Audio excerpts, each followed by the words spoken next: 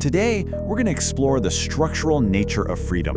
What is it, really, on a psychological level, and how does the human mind actually respond when it's offered, not just as an idea, but as a lived reality? As a concept, freedom is held up as the highest possible ideal. It's woven into our cultural stories, our personal goals. We connect it to our most valued principles: autonomy, choice, endless possibility. It's presented, almost without question, as the best way to be.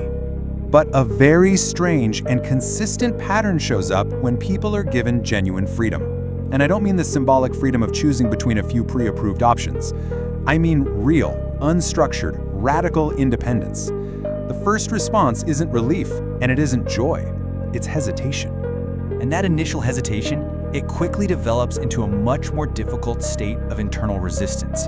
A specific kind of anxiety starts to creep in. This feeling of being untethered, of losing the guardrails that always told you which way to go. It's the distress of standing in an open field with no map.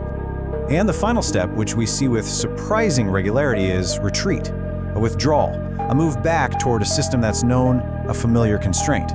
Now, if freedom were as naturally desirable as we think it is, this reaction just wouldn't be so common. The discomfort isn't some personal failing. It's not an accident, it's structural. So this brings us to our first section, the freedom paradox. This deep internal conflict reveals a basic misunderstanding of what freedom really represents to the human system.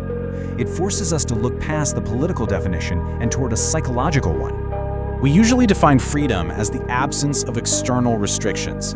But to understand this paradox, we need a more precise, a more functional definition. Psychologically, freedom is the absence of external structure. And that distinction, well, it's critical. It reframes the entire problem. You see, structure provides predictability. Predictability reduces uncertainty. And the human brain is wired to crave this reduction because uncertainty dramatically increases cognitive load. That's the sheer amount of mental energy it takes to process the world and make decisions. So when freedom removes structure, it immediately and unavoidably increases uncertainty. And this creates a direct biological conflict. The very thing we prize in theory becomes deeply threatening in practice. Now we can move to our second section, the cognitive cost. This resistance to freedom isn't just an emotional or philosophical thing. It's rooted in the basic energy-saving mechanics of how we think. To operate efficiently, the mind uses a process called decision compression. Constraints, things like rules, limits, defined paths, they reduce the total available space for decisions. By shrinking the field of options, cognitive effort is lowered and precious mental energy is saved. Think of it this way. It's the difference between walking down a narrow hallway and being told to navigate an endless desert. The hallway is efficient. The desert is exhausting. Freedom does the exact opposite of compression. It expands choice, seemingly forever. And with that expansion comes a whole cascade of negative cognitive states. There's decision fatigue, where just the number of choices wears down our willpower. There's self-doubt, which thrives when every path you didn't take feels like a potential mistake. There's evaluation paralysis, where the mind just gets stuck analyzing infinite options and can't commit to anything. And finally, attention fragmentation, as your focus gets scattered across too many possibilities to ever go deep on any one of them. So for the sake of efficiency and simple survival, the mind is optimized for constraint.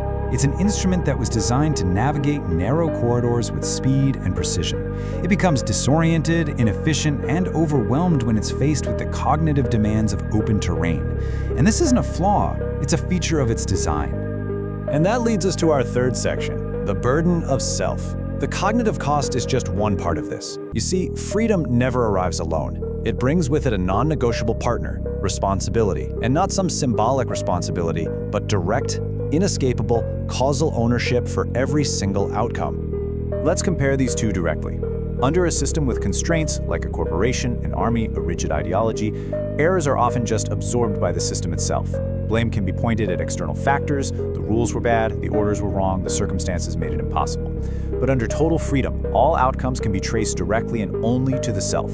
There are no external systems to absorb the shock of failure. There are no excuses available. Our very sense of who we are is formed in relation to structure. Roles, social expectations, daily routines, these act like anchors that keep our perception of ourselves stable. Freedom, by its very nature, dissolves these anchors. It makes our identity dangerously fluid and uncertain. And for a nervous system that's wired for certainty, this deep ambiguity isn't seen as an opportunity, it's registered as a direct threat.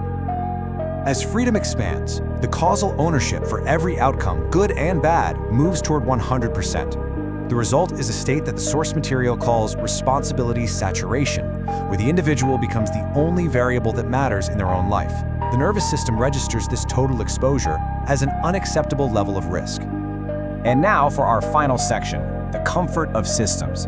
The combined cognitive and psychological costs of freedom lead to a predictable, almost unavoidable behavior, a retreat back towards structure, even when that structure is objectively not very good. This retreat follows a clear four-stage pattern. First, being exposed to the discomfort of unstructured time creates an urgent need for some kind of direction. Second, this gets worse with signal loss, as the external metrics of validation we're used to, like job titles and promotions, disappear, and that destabilizes our motivation. Third, an emotional attachment starts to form to any system that can provide predictability.